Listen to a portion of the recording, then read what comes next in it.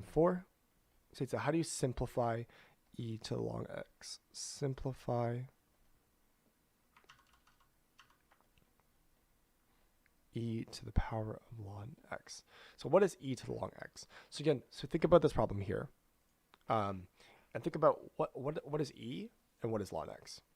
So let's define e and define log x. So take a moment to think about this problem here.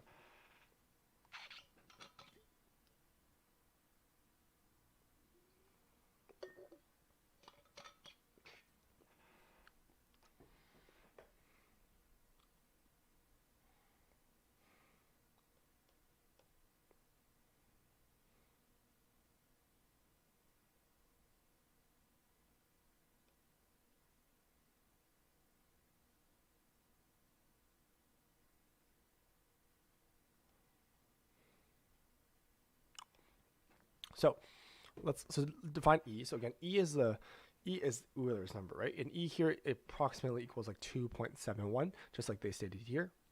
So when we say this here, it's about 2.71. And when we say log x is the natural logarithm, right? Logarithm here. So when we take ln e here is equal to 1, right? So we know that that's ln of e equals 1. So we know all of that stuff. So what about, and natural logarithms they follow the same rule as the logarithmic rule. So in terms of log and ln, they all both follow the same logarithmic rules. So when we talk about e to the ln x here, e to the ln x here, that means if ln e here equals 1, I can simply say that, or if I say, let's say ln of x equals, let's say equals y. So x and y are just different numbers here, right?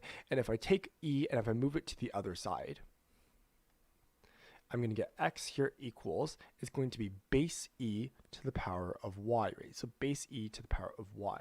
So if I have something that's e to the power of ln x, so in this case, if y, so let me hear, if y equals ln x, then I have x equals e to the power of ln x. Ln x here, right? And this here would actually equal, x would simply just equal x, right? It equals itself. And this here proves that these two cancel out, and it proves that x here, this entire thing simplifies to simply just x. So let's look at their solution here. There we go. So what they did was, so we have e to the power of ln x. We have to decide some variable to simplify in an easy way. So they wrote we have y equals e to the power of ln x. So that's what we have here. Y equals e to ln x. We take the natural logarithm of both sides. So you have ln y equals ln e to the power of ln x. And you have ln x divided by ln e, which is simply just 1. So ln y equals ln x, which means y here equals x. So in this case, this here simply just equals it equals x here. So this here just cancels itself out.